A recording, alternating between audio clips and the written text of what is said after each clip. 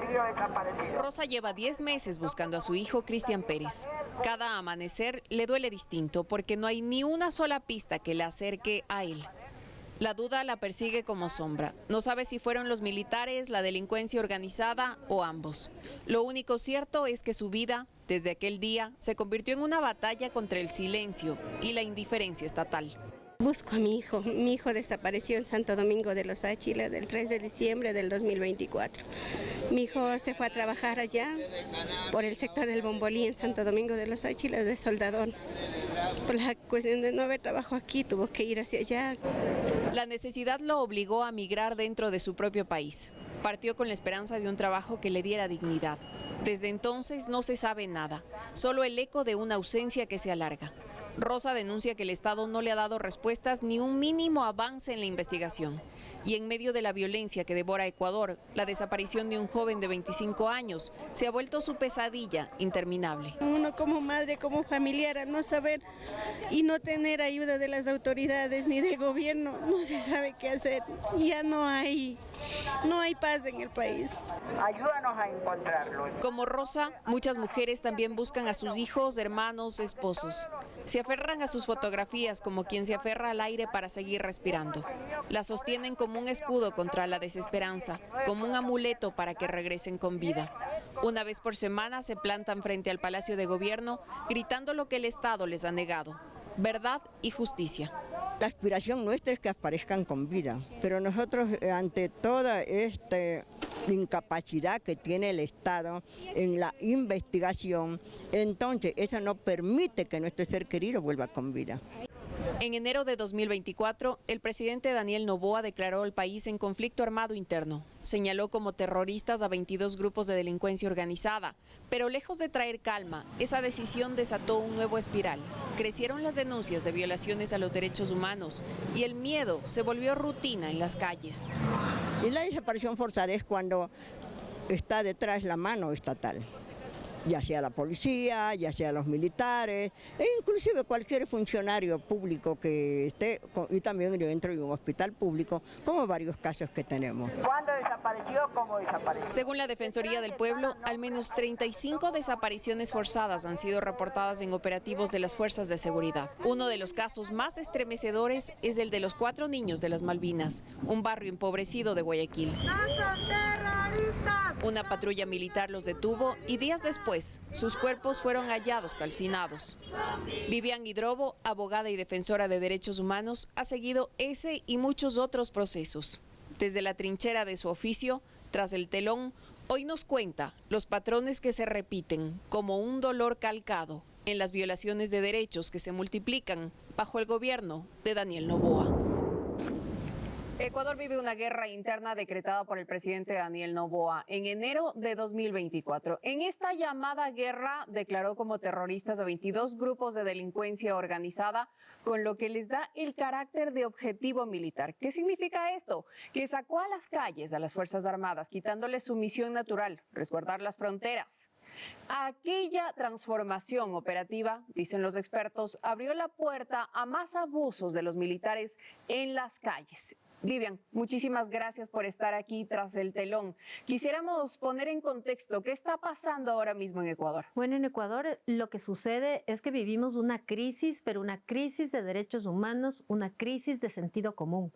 Estamos viviendo un retroceso, como justamente hace 2 días lo dijo el alto comisionado de las Naciones Unidas, por no solamente estas medidas regresivas que ha adoptado el presidente Noboa, sino sobre todo por su aplicación y por sus efectos. Por un lado, ineficacia total.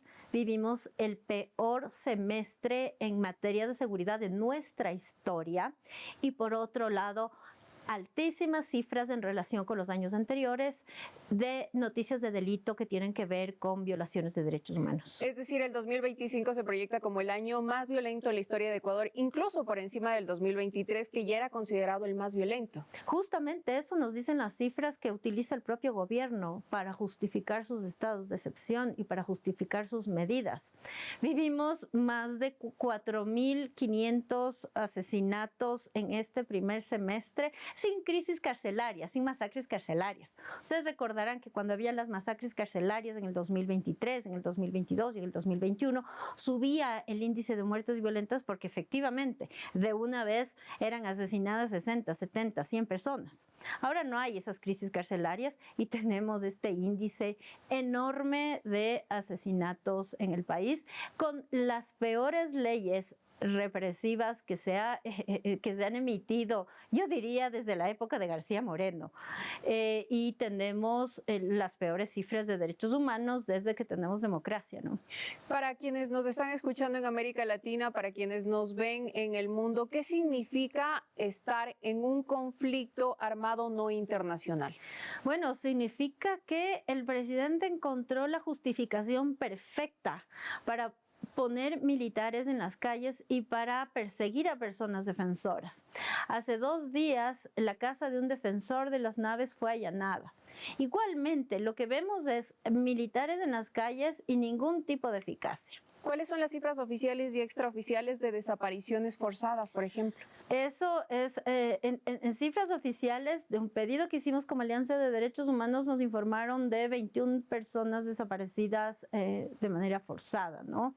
Eso nos dice la Fiscalía, pero las investigaciones que se hacen de forma independiente por parte de las organizaciones de la sociedad civil hablan de 43 personas, al menos han desaparecido, de ellas solamente 8 han sido encontradas sin vida.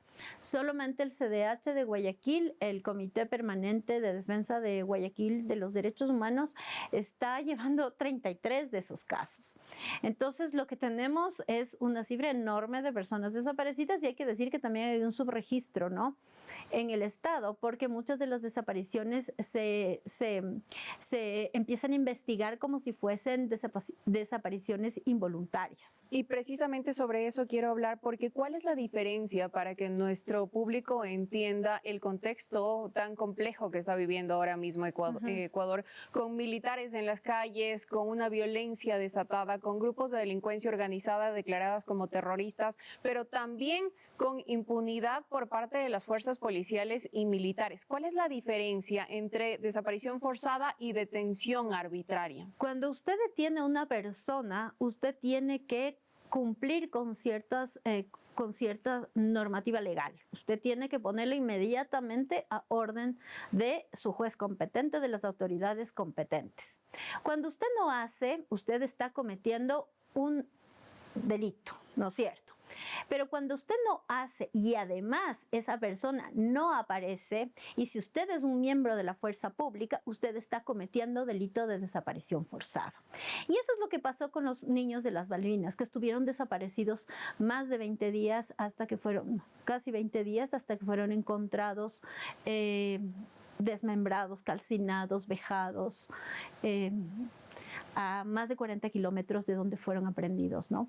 Más adelante quiero hablar precisamente sobre ese caso, sobre el caso de las Malvinas, de los 4 niños de Guayaquil que conmocionó no solamente a Ecuador, sino a América Latina y al mundo. En Ecuador se declaró una guerra interna contra el crimen organizado, pero en medio de esa estrategia militarizada surgió una pregunta que incomoda. ¿Dónde están los desaparecidos? Hoy ponemos la lupa en las víctimas invisibles de un conflicto que se libra en las calles y en las cárceles, pero que también golpea en los hogares de cientos de familias que buscan respuestas. Ya volvemos.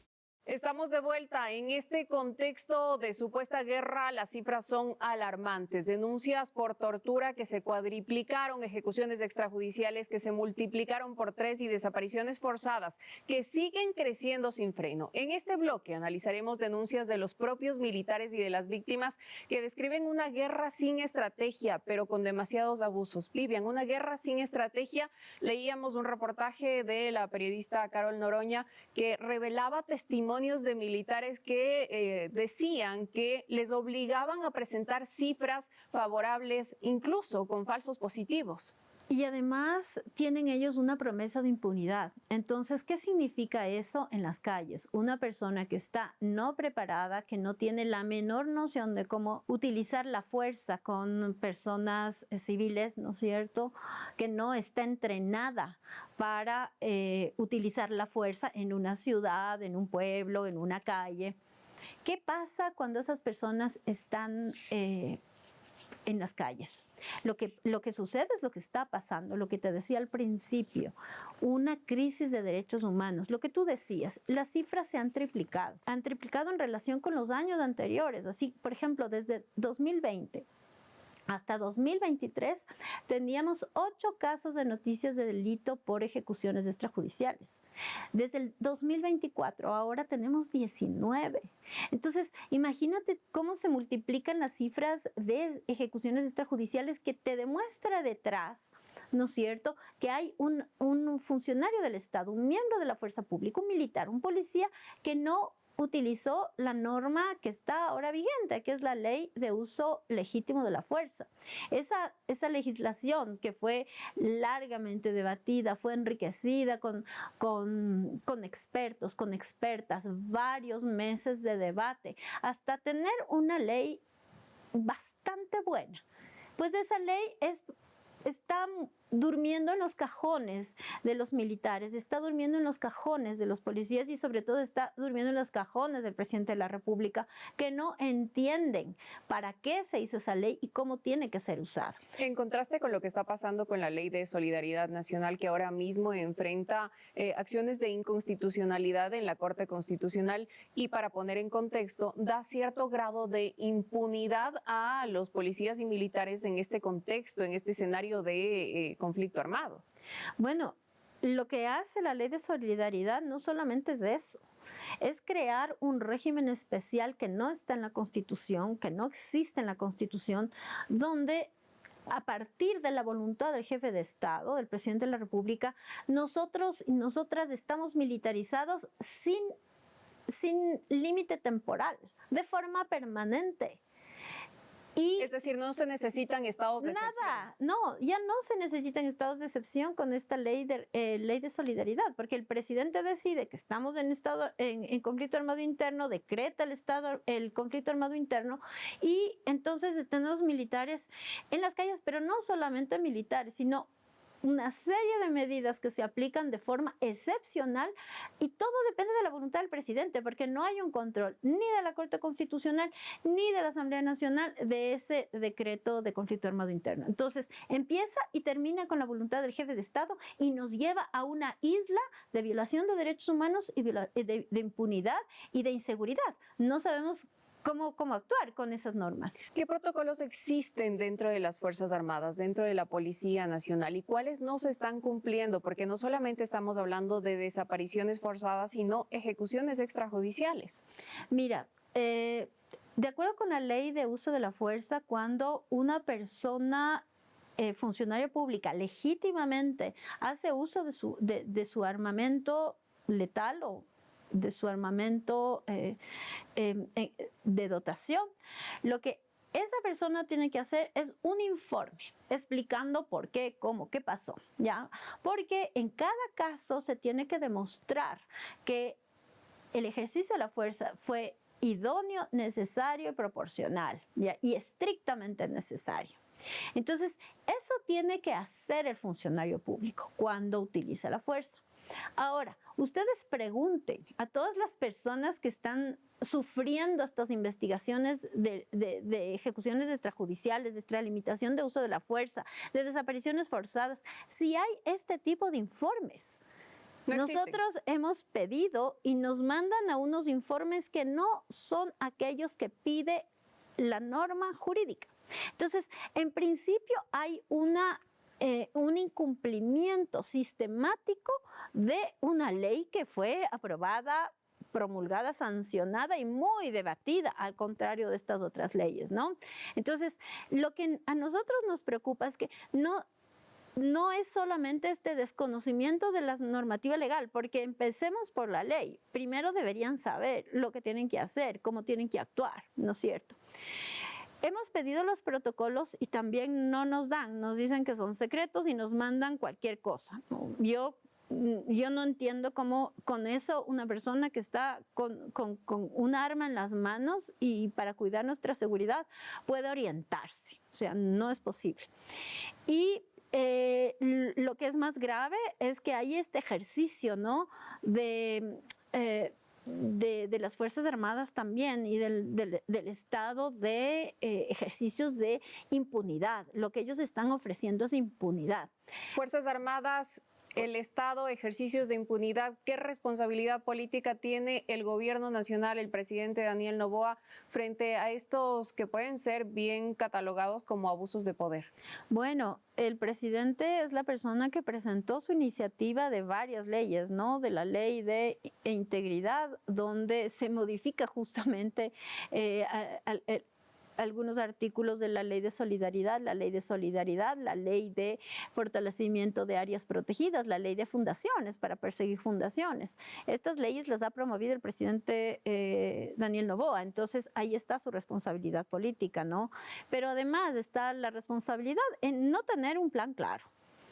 Para mí es sumamente grave que estemos viviendo una planificación inexistente, ¿no? La planificación es la coyuntura, la popularidad, lo que necesitamos decir para subir la popularidad en el caso de que este esté decayendo. Y para eso son los shows y son los efectos de escena. Los expertos dicen que es un gobierno que levanta constantemente cortinas de humo, pero hay que decir que la tortura y la desaparición no son daños colaterales, son violaciones graves a los derechos humanos. Al volver, analizamos si hay justicia para las familias o si la impunidad se ha vuelto la norma en el Ecuador de la guerra interna. Ya volvemos con Tras del Telón.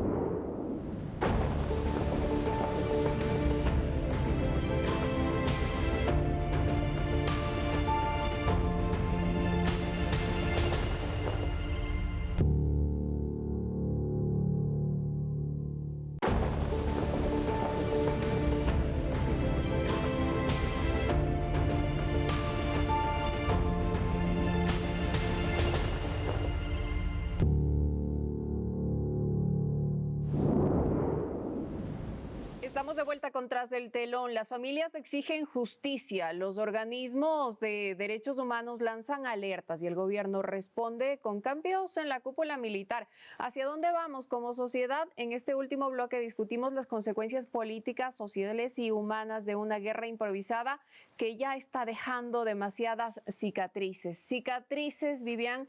El 31 de diciembre los ecuatorianos nos enterábamos que aquellos cuerpos que habían sido encontrados un 24 de diciembre de 2024 pertenecían a los 4 niños de las Malvinas, a los 4 niños de Guayaquil. Las Malvinas es un barrio empobrecido de la ciudad de Guayaquil, del puerto principal. Recordemos y pongamos en contexto qué estaban haciendo esos niños en esa ciudad. Bueno, los niños estaban jugando fútbol. Aquello que hacen los niños para evitar caer en otro tipo de problemas que existen en nuestra sociedad, ¿no es cierto? La captación de los niños, el dedicarse a otro tipo de actividades ilícitas. Pues no, ellos eran unos niños muy amados, sí de barrios empobrecidos, pero unos niños muy amados que además estaban haciendo aquello que todo padre, toda madre queremos que hagan nuestros hijos, ¿no? Deporte, porque sabemos qué bueno es el deporte para nuestros hijos. Es decir, estaban jugando entre amigos en una cancha de tierra en el barrio de las Malvinas, en la ciudad de Guayaquil. ¿Qué pasó? ¿Por qué los militares los aprendieron? Bueno, sí sería de preguntarles a los militares por qué aprendieron a unos niños, ¿no? Porque ellos actúan en base a sospechas y las sospechas se activan, depende de tu color de la piel. Depende de tu clase social, depende de dónde vives. En este caso eran niños negros, niños pobres, niños empobrecidos. De un barrio empobrecido. De un barrio empobrecido. Entonces, ¿se actúa bajo conceptos raciales? Perfilamiento racial es lo que nosotros consideramos que ocurre en estos casos, ¿no?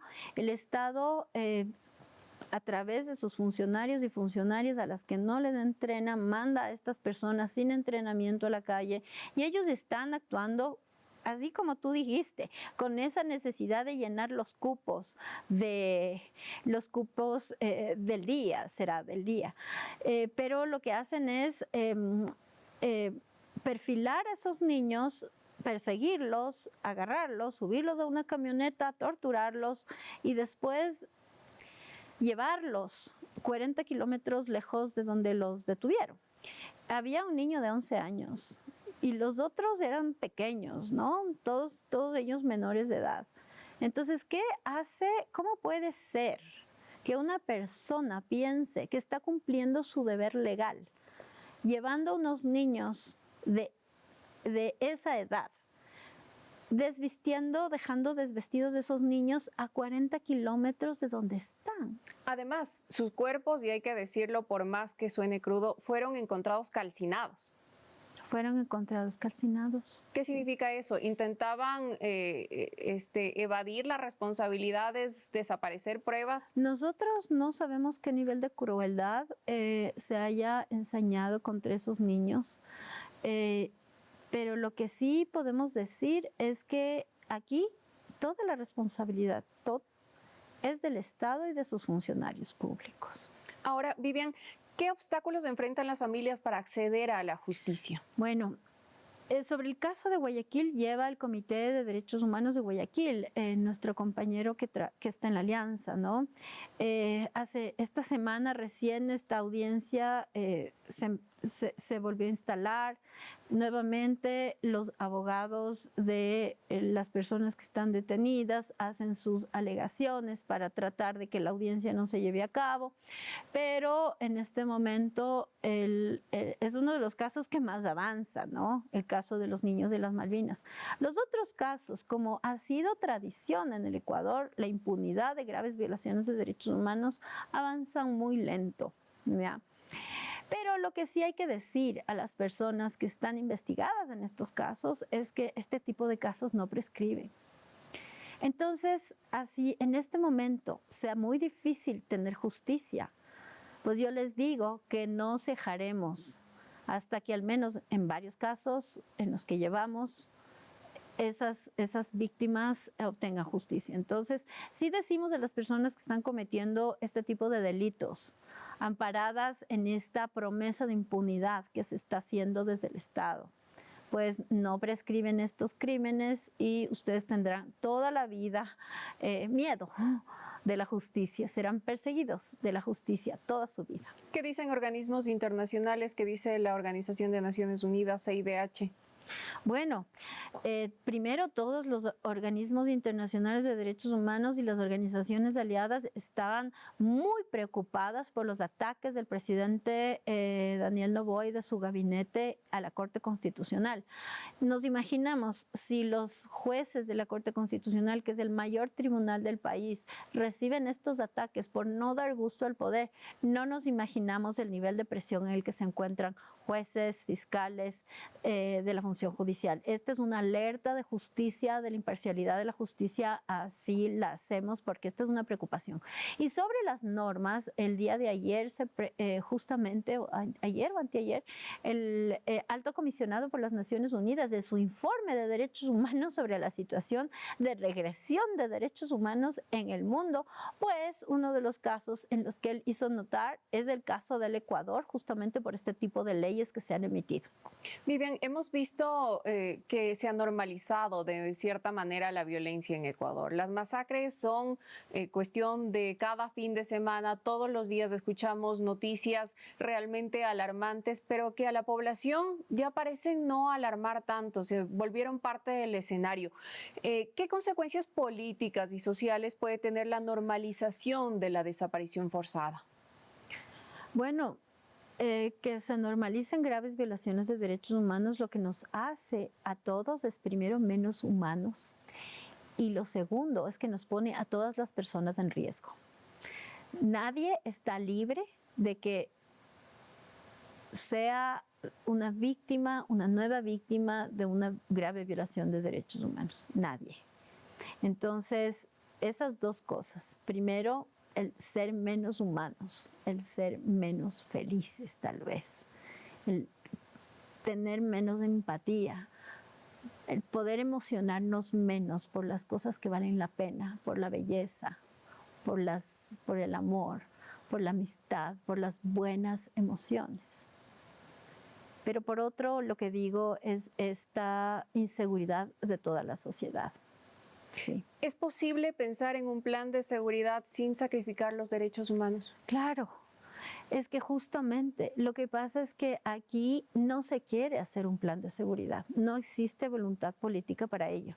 Lo que se ha hecho es una campaña legal, una campaña mediática para concentrar el poder en el presidente de la República ahora, para militarizar la sociedad, para espiar a las personas defensoras de derechos humanos, para ahogar a las fundaciones, para despojar a los pueblos originarios de sus posesiones ancestrales que estén en tierras ancestrales y para desmantelar el servicio público. Esto a través de todas las leyes que se han aprobado hasta ahora. Y bueno, nos queda la del IES, ¿no? Que seguramente será agarrar y entrar a mansalva a los recursos del IES. Vivian, muchísimas gracias por tu tiempo, por tus criterios, por estar tras el telón. Las desapariciones forzadas y los abusos hoy son parte del problema en un creciente clima de violencia que vive Ecuador. Las familias advierten que mientras no haya verdad, justicia y sobre todo también reparación, la violencia seguirá marcando a las víctimas y debilitando la democracia. Gracias por acompañarnos. Nos vemos en una próxima emisión de Tras el Telón.